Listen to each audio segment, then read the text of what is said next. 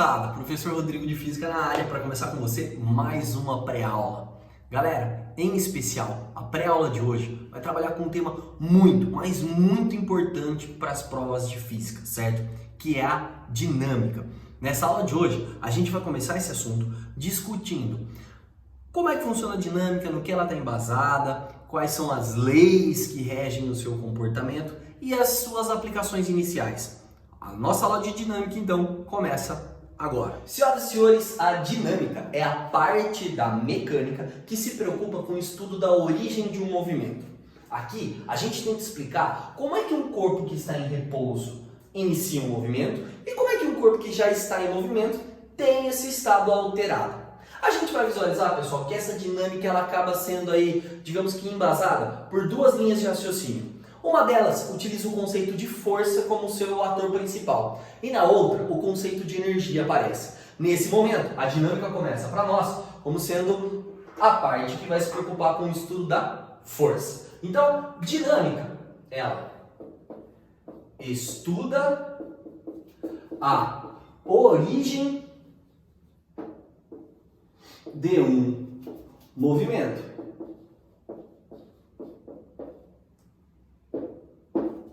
E o conceito fundamental da dinâmica é o conceito de força. Senhoras e senhores, qual é a definição que nós temos para força? Força é a interação entre dois ou mais corpos. Então, para que uma força exista e, consequentemente, um movimento venha a existir, a gente precisa da interação de, no mínimo, dois objetos. Então, por exemplo, se esse apagadorzinho aqui ele está parado, a tendência é que ele permaneça parado. Esse estado só vai ser alterado se alguém interagir com ele, porque com a interação de outro corpo é que passa a existir uma força, certo? Então, senhoras e senhores, é necessário que a gente compreenda que força se comporta obedecendo leis, e essas leis são conhecidas como as leis de Newton. Vamos a elas? Primeira lei de Newton, conhecida como lei da inércia, certo? Essa lei tem um enunciado muito famoso, muito clássico, que basicamente consiste no seguinte: se um corpo está em repouso, ele tende a permanecer em repouso. Se um corpo está em movimento,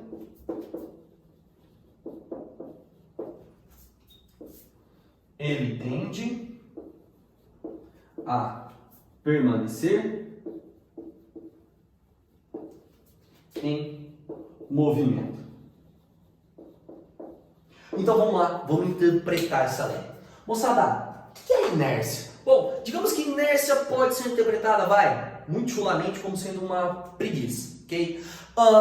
O estado de inércia de um corpo é o estado em que o corpo tem preguiça de sair. Digamos assim, Se o corpo está parado, a inércia dele é que ele fique parado, certo? Então, esse estado de repouso de um corpo, ele só é quebrado quando esse corpo sofre ação de uma força, ou seja, quando o outro corpo interage com ele, é que o coloca em movimento. Exemplo, eu tenho esse apagadorzinho aqui, então, de novo, parado. Ele só vai sair desse estado inercial dele, que é o estado de repouso, se eu aplicar uma força sobre ele. Porque, do contrário, se o corpo está em repouso, a tendência é que ele permaneça em repouso, certo? Ele só sai desse estado se alguém interagir com ele. Se o corpo está em movimento, a tendência é que ele permaneça em movimento, ok? Bom, a primeira lei, a lei da inércia, ela tem esse caráter teórico e ela pode ser sim cobrada em questões teóricas. Por exemplo, o exercício pergunta qual lei de Newton justifica a utilização do cinto de segurança nos carros. Você vai responder que é a primeira lei, pois afinal de contas, se você estiver dentro de um carro, o carro está em movimento, e esse carro parar repentinamente, a tendência é que seu corpo continue em movimento, porque o estado dele anterior era de movimento. Assim sendo, você poderia ser lançado contra o para-brisa, você poderia ser jogado para fora. O cinto de segurança é um corpo que interage com você e que te breca, que te impede de sair ali. Então, o estado de inércia de um corpo, ele pode ser alterado quando uma força atua sobre esse corpo, ou seja, quando esse corpo interage com o outro. Do contrário, é assim que ele fica. Então, primeira lei de Newton, lei da inércia. Segunda lei de Newton, o princípio fundamental da dinâmica, certo? Moçada, é na segunda lei que a parte matemática acaba sendo exigida. Segundo Newton, toda vez que um corpo interage com o outro e, portanto, existe uma força, certo? Se essa força que existe sobre o corpo for diferente de zero, esse corpo que possui uma massa m, ele sofre a ação de uma aceleração, ou seja, ele vai alterar o seu valor de velocidade. Bom, então vamos lá, vamos analisar a famosa fórmula do força igual a massa vezes aceleração. Moçada, o que vem a ser FR? FR vem a ser a força resultante. Força resultante é a soma de todas as forças que atuam no corpo. Mas cuidado, lembre-se que força é uma grandeza vetorial. E na grandeza vetorial, soma é um modo genérico que a gente diz aí para o resultado das forças que atuam no corpo. Mas afinal de contas, muitas vezes essa força resultante vai ser calculada não por uma soma matemática, e sim por uma subtração matemática, ok? Então a ideia é, se você olhar para todas as forças que atuam em um corpo, se a resultante dessas forças for diferente de zero, esse corpo que possui uma certa massa vai passar a se mover com uma determinada aceleração. Ou seja, a sua velocidade vai modificando-se com o passar do tempo. Quando a gente fala em massa, aqui na nossa dinâmica, toda vez ela vai ter que estar em quilogramas. E a aceleração, de preferência em metros por segundo ao quadrado, certo? Isso garante que a sua força resultante esteja na unidade de medida newtons. Então eu vou calcular lá uma certa força, essa força vai ser de 1 newton, 2 newtons, 10 newtons, 100 newtons e assim por diante. Então, toda vez que você for calcular uma força, dê preferência em utilizar a unidade de medidas newtons. Mas essa não é a única unidade de medida para força, ok? Nós temos também a unidade de medida que é o kgf, um tal de quilograma-força. Então, quando aparecer para você kgf, quilograma-força, você também vai então estar trabalhando com essa grandeza aqui, força, certo? A correspondência é a seguinte, 1 quilograma-força equivale a 10 newtons, ok? Então, é uma unidade que está fora do sistema internacional, mas que pode vir a aparecer. Então, o kgf é o quilograma-força. Terceira e última lei de Newton, ação e reação. Para toda ação existe uma reação de mesmo módulo e direção, porém em sentido contrário. Afinal de contas, o que essa lei aqui quer dizer? Galera, toda vez que um corpo exercer força, ele faz isso sobre outro corpo, ok? Então, a força só existe quando dois objetos interagirem. E nessa interação, um dos corpos está realizando o que a gente chama de ação. Por exemplo, eu empurrando uma caixa, certo? Essa é a ação. Vai haver então uma reação, que é a caixa empurrando o meu eu, certo? Então eu empurro a caixa me empurra. É isso que nós chamamos de ação e reação.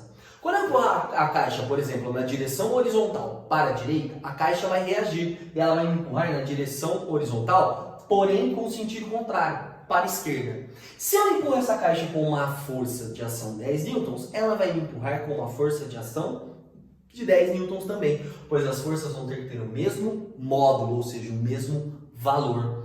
Moçada, vamos desenhar isso, vamos representar para ficar mais claro ainda? Então se liga na ideia. Imagine o seguinte, imagine que eu, Rodrigo, estou empurrando não uma caixa, e sim duas caixas, A e B, ok? O que acontece aqui? Bom, o que acontece é o seguinte, eu na realidade empurro a caixa A, então eu aplico uma força F sobre a caixa A. E o que a caixa A faz? Ela aplica uma força F de mesma intensidade, na mesma direção, só que ao contrário em cima do meu corpo, uma força F para trás, ok? Então, eu empurro a caixa A com uma força F, a caixa A que me empurra de volta com a mesma força F, ok? Agora, a caixa A, ela acaba encostada na caixa B, empurrando a caixa B. Então, existe uma força F de A em B. E como reação, existe uma força contrária, F de B em A. Então perceba, sempre aos pares, força de ação, força de reação, força de ação, força de reação. FAB e FBA têm a mesma intensidade, só que elas atuam em corpos diferentes. A FAB é do A sobre B e a FBA é do B sobre o A. Mas elas são iguais, elas têm o mesmo módulo, elas têm o mesmo valor, ok? Bom, e aqui outra coisa que é notado, né? Repare que eu estou empurrando a caixa A.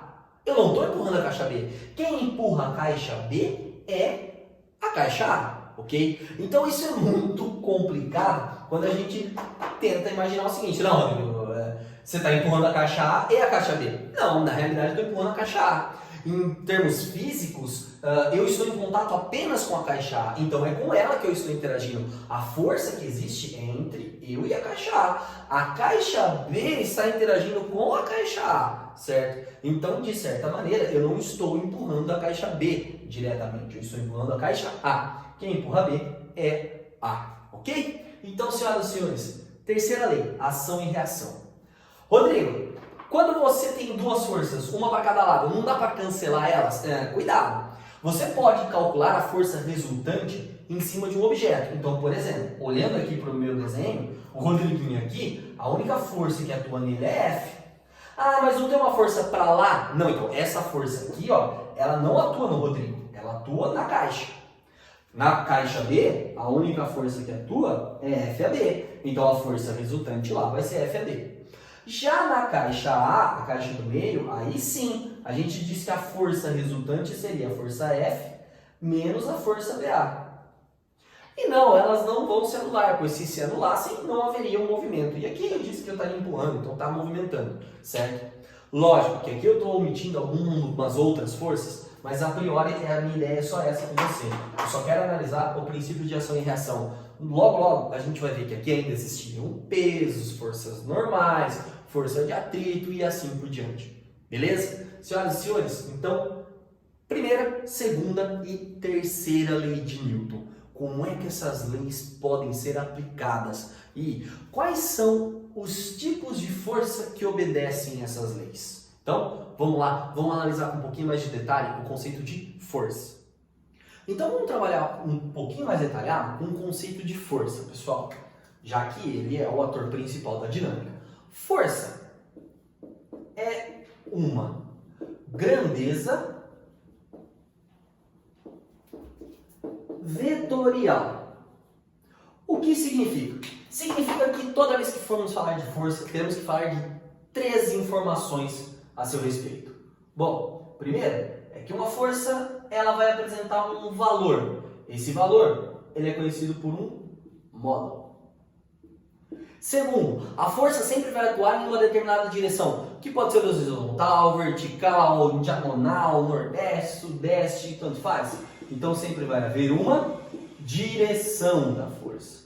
E além disso, as forças sempre vão estar atuando em um sentido. Então uma força horizontal pode estar para a esquerda, mas também pode estar para a direita e assim por diante. E essas 3 informações aqui, elas acabam sendo compiladas em uma única representação, que é a representação de um vetor, uma seta, ok? Mas lembre-se, nessa seta tudo é importante. O tamanho, a posição e a sua pontinha, ok? Além, é claro, da sua nomenclatura. De forma geral, as forças elas podem ser divididas em 2 categorias. As forças de contato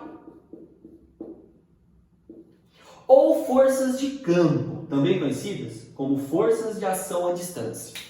Quem são as forças de contato? Para nós aqui, na mecânica, as mais comuns são a força de atrito,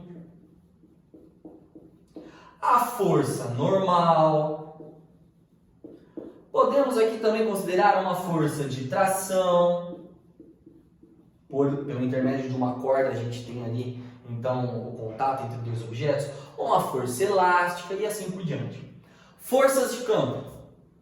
A mais famosa delas, a força gravitacional, para nós aqui conhecida como peso. Força elétrica. E também força magnética. Mas essas duas aqui a gente estuda lá nas outras físicas, ok? Então, para nós, as forças vão ser divididas basicamente em duas categorias: força de contato e força de ação à distância, ou também chamada de força de campo. Vamos dar uma olhadinha com mais carinho em cada uma dessas forças, então. Vamos aos tipos de força. Começamos então nesse nosso tópico, tipos de força, com talvez a mais importante de todas, a força gravitacional, chamada de força-peso. Aliás, por que esses dois nomes? Na realidade, força gravitacional é um nome que a gente dá para a força que existe entre a interação entre dois corpos que possuem massa. Quando esse corpo está muito próximo da superfície de um planeta ou de um outro astro qualquer, um satélite, por exemplo, Lua e assim por diante, a gente acaba dizendo que essa força passa a se chamar de força-peso, certo? Então a ideia é a seguinte: existe aqui uma força que age à distância, mas mesmo assim é uma força. Portanto, existe a aplicação de uma ação. Então a gente diz que o peso é a força que atrai os objetos para o centro da Terra. Mas se é uma força, tem que ter uma reação. Então, da mesma forma que a Terra atrai o objeto para o seu centro, o objeto atrai a Terra para si. Então, nós temos ação e reação. Então, a força peso é também chamada de força gravitacional. Para determinar o valor dessa força, para determinar o valor da força peso, a gente faz o produto massa vezes gravidade. E na realidade estamos aplicando aqui a segunda lei de Newton, né? Força é massa vezes aceleração. Então, nesse caso em especial, essa aceleração também é conhecida como campo gravitacional. E para nós, quando tratarmos de Terra, na maioria das vezes o valor vai ser conhecido como 10 metros por segundo ao quadrado. Mas atenção, porque às vezes ele pode variar um pouquinho e quando trocarmos aí de planeta ou de situação, ele pode ser alterado. Então aqui nós temos o peso, o P, que representa para nós a força peso, o M, que é a nossa massa, e o G, que é a aceleração da gravidade, ou também chamado de campo de gravidade.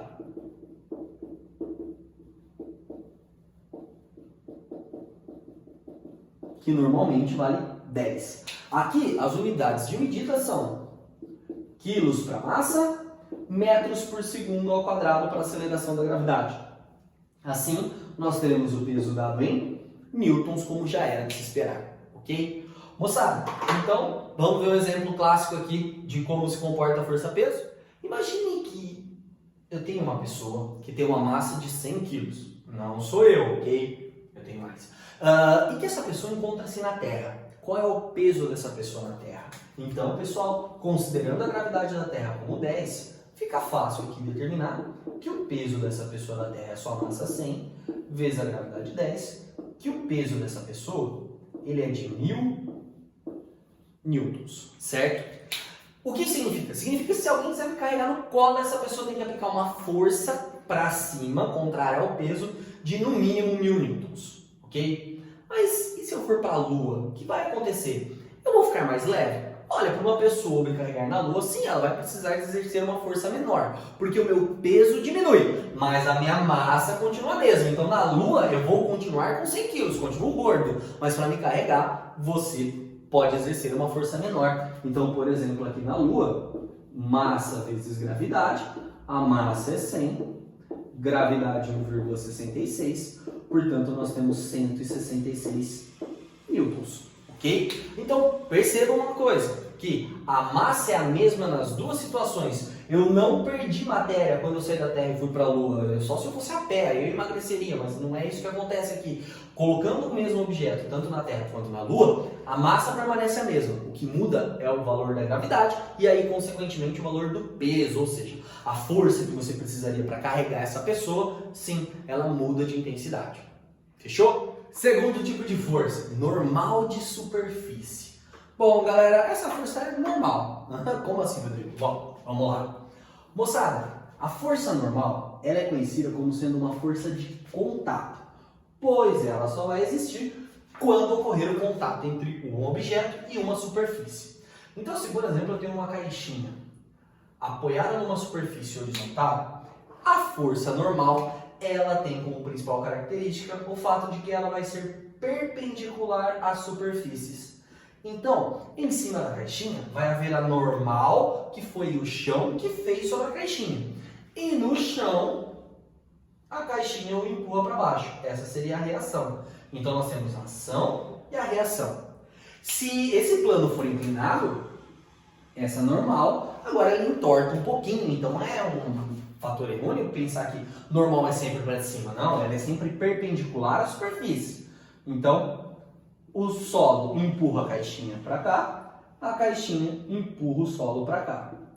Perceba que essa força que eu estou marcando para baixo não parte da caixinha, é do solo que ela está atuando, certo? E se essa caixinha tiver, por exemplo, uma perpendicular, a gente tem a normal em cima da caixinha para cá e a normal na caixinha para lá. Senhoras e senhores, muita atenção, porque aqui tem uma pegadinha teórica que é a seguinte: o pessoal ama perguntar o seguinte: a normal é reação do peso? Não, não é reação ao peso. Então preste muita atenção nessa pegadinha. Então a ideia seria mais ou menos assim.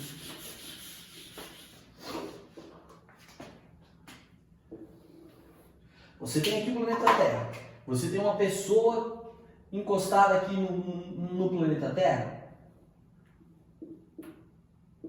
Então o que acontece? Nessa pessoa, sim, existe um peso. E a reação dessa força-peso é a pessoa puxando o centro da Terra para cima. Ah, mas a pessoa está encostada na superfície da Terra, empurrando o chão para baixo. Então há uma normal na superfície da Terra para baixo. E aí a normal da Terra sobre a pessoa acaba sendo para cima.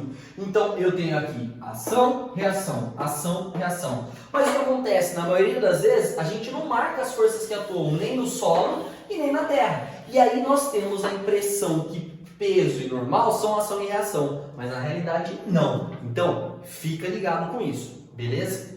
Rodrigo, mas como é que eu calculo o valor da normal? Então aí é que tá, você não calcula. Na realidade, o valor da força normal acaba dependendo da força de ação que gerou essa normal. Mas a gente costuma dizer que ela é meio que uma força de reação. Rodrigo, eu não entendi como assim. Vamos lá, vem cá, imagine o seguinte. Imagine que aqui eu tenho uma caixinha de 10 kg. Quanto vale a normal se eu disser para você que essa caixinha está numa superfície horizontal, plana, sem a movimentação na vertical, ou seja, ela não sobe nem desce. Então, para calcular o valor dessa normal, você deveria identificar a outra força que atua na caixinha, que é o peso. E aí, se a caixinha nem sobe nem desce, a gente pode afirmar que a força resultante sobre ela é zero. Como a gente sabe, força resultante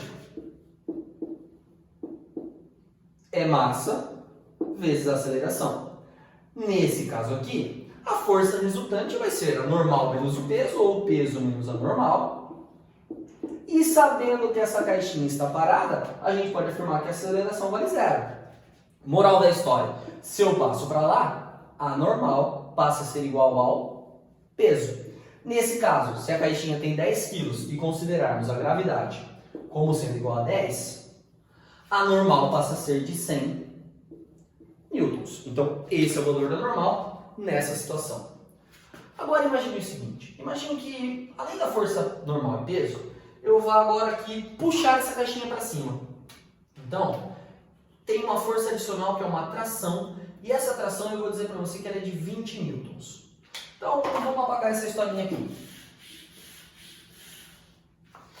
Moçada, sabendo que a caixinha tem 10 quilos e, portanto, o seu peso vai ser de 100 newtons, é meio que óbvio que 20 newtons não são suficientes para levantar essa caixinha. Certo? Então essa caixinha permanece em repouso. Então, mais uma vez, força resultante igual a massa vezes a aceleração, e isso vai dar zero. Então, quais forças atuam na caixinha? Eu tenho essa tração e essa normal para cima, portanto eu somo as duas. E eu tenho esse peso para baixo, menos peso. Isso vai ser massa vezes aceleração, que valia 0. Então, se a gente trocar o valor da tração por 20, o valor do peso por 100, e aqui dando 0, 20 menos 100 dá menos 80, a gente conclui que a normal vai ser de 80 newtons. Ou seja, o valor da normal mudou. O valor da normal depende de quão encostada essa caixinha fica ou quão pressionada ela fica em relação à superfície. Então, se eu, por exemplo, colocasse aqui essa tração, ao invés de ser para cima, com, por exemplo, uma força aplicada para baixo, aí o valor da minha normal aumentaria, pois essa força para baixo somaria-se com o meu peso. Então, não há uma fórmula para você calcular o valor da normal. Você precisa analisar cada situação e pensar nessa linha de raciocínio da segunda lei de Newton, ok? Vamos lá, vamos conhecer mais uma força. E para fecharmos essa primeira abordagem dos tipos de força, vamos à força de tração. A força de tração, ela sempre vai estar associada a um cabo, a uma corda ou a um fio que está sendo puxado por um objeto. Então imagine que eu pendurei uma bolinha ao teto. Em cima dessa bolinha existe a força gravitacional, a chamada força peso, que puxa essa bolinha para baixo. Em contrapartida, o teto resiste, ele exerce uma tração através da corda aqui para cima. E aí a gente pode afirmar que se essa bolinha permanece em repouso, o valor dessa tração, o módulo dele, é igual ao módulo desse peso. Então a gente diz que a tração e o peso são iguais. Se a gente fosse realizar uma análise em cima do fio propriamente dito, o que a gente tem é o seguinte: esse fio, ele tem um peso próprio. Além disso, ele está sendo forçado pela bolinha para baixo e ele é puxado pelo teto para cima. Então a gente teria uma tensão 1, uma tensão 2 e o peso. Como na ideia da física, um corpo que está em equilíbrio, ele sempre tem força resultante igual a 0, a gente poderia falar que essa tração 1 é igual ao peso que está para baixo, mais essa tração 2. Mas o que acontece? 99% das vezes, a força-peso, a massa dessa corda, desse fio aqui, ela é desprezada, então esse peso não existe. E moral da história, então, a tração 1 e a tração 2, elas acabam sendo iguais aqui no mesmo fio, certo? Então, toda vez que aparecer um cabo, um fio, a gente fala em tração, pessoal. É muito comum utilizarmos fios e cabos para mudar a direção e o sentido de uma força. E aí a tração tem esse papel aí de mudança de direção, não de mudança de valor a priori. Então imagine o seguinte, eu tenho um bloquinho que está preso a um outro bloquinho. Então o que acontece? Existe um peso puxando aquele bloquinho para baixo e como consequência a gente tem uma tração aqui para cima. O fio então conectado a esse outro bloquinho acaba exercendo a tração nesse bloquinho aqui para o lado.